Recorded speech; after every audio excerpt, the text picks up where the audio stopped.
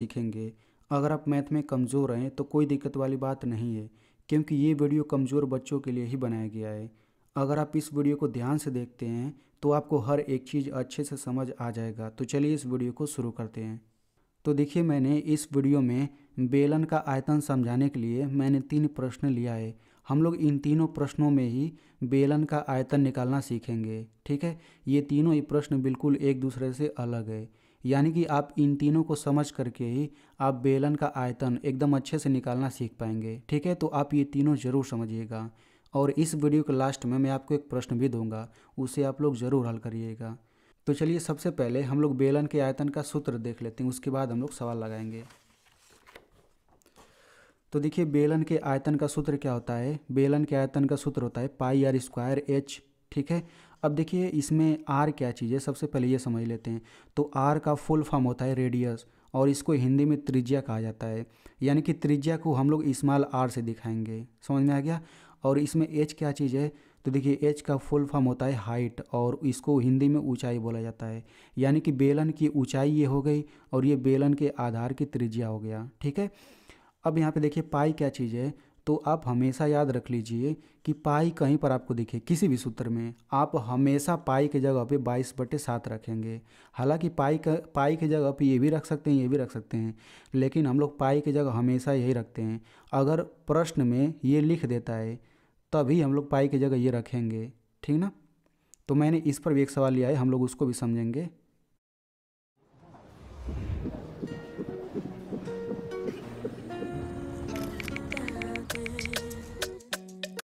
Example के लिए आप यहाँ पे देख सकते हैं, ये प्रश्न इसी प्रश्न में यहाँ पे कोष्टक के यहाँ पे लिख दिया गया, यानी ये प्रश्न के साथ ही है। तो प्रश्न में अगर ऐसे लिख देता है तो हम लोग पाई की जगह 22/7 नहीं रखेंगे, हम लोग यही रखेंगे। समझ में आ गया। और अगर आपको ये नहीं लिखता है तब तो हमेशा 22/7 ही रखेंगे। समझ में आ गया। तो आप लोग इस सूत्र को एकदम अच्छे से याद कर लीजिए। तो चलिए हम लोग पहला सवाल हल करते हैं। तो देखिए पहला सवाल क्या है, इसमें बोला गया है एक बेलन के आधार की त्रिज्या 14 सेंटीमीटर है तथा ऊंचाई 20 सेंटीमीटर है, तो उस बेलन का आयतन ज्ञात कीजिए। तो सबसे पहले जो जो चीज़ दिया है उसे हम लोग लिख लेते हैं। तो यहाँ पे क्या क्या चीज़ दिया है, बेलन के आधार की त्रिज्या 14 है, तो त्रिज्या को आर से दिखाते हैं, यानी कि आर बराबर 14 सेंटीमीटर दिया है। और ऊंचाई 20 है, तो ऊंचाई को एच से दिखाते हैं, तो एच बराबर 20 सेंटीमीटर दिया है। सबसे पहले जो दिया है उसे आप लोग लिख लीजिए। अब हम लोग बेलन के आयतन का सूत्र लिखते हैं। तो यहाँ पे हम लोग लिखेंगे बेलन का आयतन बराबर, तो बेलन के आयतन का सूत्र होता है पाई आर स्क्वायर एच। ठीक है, अब इसी में आप सभी का मान रखिए। तो आप यहाँ पे देख सकते हैं, यहाँ पे कुछ नहीं दिया है तो हम पाई की जगह पे 22/7 रखेंगे। ठीक है, यहाँ पे गुणा लगा दीजिए, यहाँ बीच में कोई चिन्ह नहीं है तो गुणा का चिन्ह होगा। अब यहाँ पे आप एक चीज़ समझिएगा, देखिए आर पर 2 घात है ना, तो आर है क्या 14, तो यहाँ पे हम 14 गुणा 14 2 बार लिखेंगे, क्योंकि 2 घात है। अगर 3 घात रहता तो हम यहाँ पे 14 को 3 बार लिखते हैं। अब यहाँ गुणा लगाइए, एच का मतलब 20 होता है, तो हम लोग यहाँ पे 20 लिख देंगे। अब यहाँ पे आप लोग अच्छे से समझिएगा, क्योंकि यहाँ पे काटने में बहुत बच्चे गलती करते हैं। ठीक है, तो देखिए यहाँ पर एक ही बटा दिया गया और बटा के नीचे क्या है 7 है। ठीक है, अब ये सब इधर दिया गया है, तो भाई इन सभी को हम लोग बटा के ऊपर ही मानते हैं। समझ में आ गया। अब देखिए नीचे 7 है ना, तो 7 के पहाड़ा में ऊपर जो भी आता है वो कटेगा। तो ऊपर देखिए 22 से 7 के पहाड़े में आता है क्या, नहीं आता। मतलब 7 का पहाड़ा पड़ेंगे तो 22 कहीं पर नहीं आएगा। 7 का पहाड़ा पड़ेंगे 14 आ जाएगा ना, बिल्कुल आ जाएगा। 7 दूना 14, तो यानी कि ये हम काट सकते हैं। समझ में आ गया। तो 2 बार में पहाड़े में आता है तो हम 7 दूना 14 लिखेंगे। ठीक है, अब हम क्या करेंगे, देखिए ये 7 कट गया, कट के हट गया, ये 14 भी कट के हट गया। अब 14 की जगह पे ये 2 आ चुका है, तो ये हम सबसे पहले लिख लेते हैं, ये 22, ये 2, और ये 14 और ये 20। अब हम क्या करेंगे, अब इन्हीं चारों संख्याओं का गुणा करेंगे, हमारा आंसर आ जाएगा।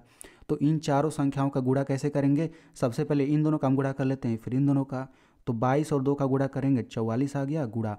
14 और 20 का गुणा करने पर क्या आएगा, तो देखिए भाई 14 और 20 का गुणा करना है ना, तो इसमें जीरो लगा हुआ है, तो जीरो को पहले लिख लीजिए, और 14 दूना 28, यानी इनका गुणा करके इतना ही आएगा। अब भाई इनका गुणा कर लीजिए, तो 44 और 280 का यहाँ पे देखिए गुणा मैंने किया है, गुणा करेंगे तो ये आपका इतना आ जाएगा 12,320। तो लिख लीजिए 12,320। समझ में आ गया। अब देखिए बहुत लोग इसी को आंसर बोल देंगे, लेकिन नहीं, ये आंसर बिल्कुल भी नहीं है। हालांकि ये तो संख्या आ चुका है, लेकिन यहाँ पे कुछ लिखेंगे। क्या लिखेंगे? देखिए यहाँ पे सीएम सीएम लिखा है ना, तो वही सीएम यहाँ पे लिखिए, ठीक है। अब चूंकि ये आयतन है तो यहाँ पे आप 3 घात लगा देंगे। आप किसी भी चीज़ का आयतन निकालें, जब भी आप आयतन निकालेंगे तो यहाँ पे 3 घात जरूर रहेगा। समझ में आ गया? अगर यहाँ मीटर मीटर रहता तो यहाँ पे मीटर लिखते हैं और यहाँ 3 घात लगा देते हैं, क्योंकि ये आयतन है। अगर आप क्षेत्रफल निकालते तो 2 घात लगाते हैं। ये मैंने आपको पिछली वीडियो में बताया था। तो अब जा कर के ये आपका आंसर है। समझ में आ गया? अब यहाँ पे इसमें एक चीज़ और समझ लेते हैं। देखिए यहाँ पे 4 संख्याओं का गुणा करना है ना, तो इन चारों संख्याओं का गुणा करने का पहला नियम ये होता है कि आप 2 संख्या का गुणा कर लीजिए, 2 संख्या का, और उनको नीचे लिख लीजिए, फिर इनका गुणा कर लीजिए। एक तरीका और होता है, आप 22 और 2 का गुणा करिए, जो आएगा उसका तीसरे संख्या के साथ गुणा करिए, फिर जो आएगा उसका चौथे के साथ गुणा करिए। तो ऐसे करेंगे तो इतना ही आएगा, यानी वो भी दूसरा तरीका है, ठीक है। तो हम उसका भी प्रयोग कर सकते हैं। चलिए अब हम लोग दूसरे प्रश्न को हल करते हैं। तो आप लोग देखिए दूसरा प्रश्न क्या कहा जा रहा है। इसमें बोला जा रहा है किसी बेलन के आधार का व्यास 10 सेंटीमीटर है तथा ऊंचाई 8 सेंटीमीटर है, तो उस बेलन का आयतन ज्ञात कीजिए। सबसे पहले भाई देखिए, बेलन के आयतन का सूत्र क्या होता है? बेलन के आयतन का सूत्र होता है पाई आर स्क्वायर एच, ठीक है। तो इसमें आर और एच यही बदलेगा, यानी अगर हमें बेलन का त्रिज्या पता है, एच पता है, तो हम लोग उसका आयतन निकाल सकते हैं। लेकिन हमें यहाँ पे तो एच दिया है लेकिन त्रिज्या नहीं दिया है, कोई दिक्कत नहीं। अब आप समझिए ये व्यास क्या होता है। इसी व्यास है से आपका त्रिज्या निकलता है। व्यास का आधा ही त्रिज्या होता है, यानी कि 10 व्यास है ना तो त्रिज्या 5 होगा, 10 का आधा 5 ही होता है ना। तो हम लोग ऐसे लिख लेंगे आर बराबर 10/2, ये 5 सेंटीमीटर, ऊंचाई 8 है तो 8 सेंटीमीटर हो गया, ठीक है। अब हम यहाँ पे सूत्र लिखेंगे बेलन का आयतन बराबर पाई आर स्क्वायर एच। अब देखिए यहाँ पे कोष्टक में कुछ नहीं लिखा है, तो हम लोग पाई की जगह पे 22/7 रखेंगे, गुणा आर क्या है 5, तो यहाँ पे 5 × 5 2 बार लिखेंगे, क्योंकि आर पर 2 घात है। 3 रहता तो 3 घात लिखते हैं, एच 8 है तो यहाँ पे 8 लिख दीजिए, ठीक है। अब देखिए ये सब बटा के ऊपर ही माना जाएगा। अब आप देखिए 7 के पहाड़ा में इनमें से कोई आता है कि नहीं? नहीं आता है। तो 7 के पहाड़े में 22 भी नहीं आता, ये भी नहीं आता, ये भी नहीं आता, ये भी नहीं आता है, यानी कि 7 से कोई नहीं कटेगा, तो कोई दिक्कत नहीं। बटा के नीचे आप 7 लिख लीजिए। अब इन चारों संख्याओं का गुणा करके ऊपर लिख लीजिए। तो जब आप इन चारों संख्याओं का गुणा करेंगे ना तो वो 4400 ही आता है। तो इन चारों संख्याओं का गुणा करने के लिए कैसे कर सकते हैं? सबसे पहले हम लोग इन दोनों का गुणा कर लेते हैं, 22 और 5 का। तो 22 5 का गुणा करेंगे तो 5 दूना 10 के 0 हासिल 1, 5 दूना 10 की 11। इनका गुणा करेंगे 110 आ जाएगा। 5 और 8 का गुणा करेंगे 8 5 40 आ जाएगा। अब आप इन दोनों का गुणा कर लेंगे तो आपका इतना आ जाएगा, ठीक है। तो इनका गुणा कैसे करेंगे? देखिए 2 जीरो है ना, तो यहाँ पे 2 जीरो पहले ही उतार लीजिए। अब 4 का केवल 11 में गुणा करिए, 44 ऐसे, ठीक है ना। ये ट्रिक एक तरह से समझिए है। तो 44 अब आ गया। अब देखिए इसके बाद हम क्या करेंगे, तो देखिए अब 7 से हम 4400 में भाग करेंगे। तो देखिए हमने भाग यहाँ पे किया है। तो भाई जब नीचे 7 बच जाता है ना, तो आप भाग करेंगे तो ये हमेशा मतलब दशमलव के बाद ये भाग आता ही जाएगा, कभी पूरा नहीं कटेगा, ठीक है। अब देखिए यहाँ पे आता ही जा रहा है। तो हम लोग यहाँ पे दशमलव के बाद केवल 2 अंक तक केवल ले लेंगे। दशमलव के बाद देखिए 2 अंक है ना, बस इसी को आंसर बोल देंगे। तो ये हो जाएगा 628.57। समझ में आ गया? दशमलव के बाद केवल 2 अंक तक भाग करिए, बस इतना ही हो जाएगा। आपको दशमलव तक तो आता ही होगा भाग। अब इतना हो गया। अब देखिए ये सेमी लिखा है ना, तो वही सेमी यहाँ पे लिखिए और यहाँ पे 3 घात, और आपका क्या हो जाएगा? यही आंसर हो जाएगा। तो चलिए अब हम लोग तीसरा प्रश्न हल करते हैं, उसके बाद मैं आपको एक सवाल दूंगा। तो देखिए तीसरा प्रश्न क्या है। इस प्रश्न में बोला जा रहा है एक बेलन के आधार की त्रिज्या 1.2 मीटर है तथा ऊंचाई 3 मीटर है, तो उस बेलन का आयतन ज्ञात कीजिए। अब देखिए यहाँ पे प्रश्न के साथ ही यहाँ पे ये दे दिया गया है, यानी कि सवाल लगाते समय पाई की जगह पे हमें यही रखना पड़ेगा, 22/7 नहीं रखना पड़ेगा।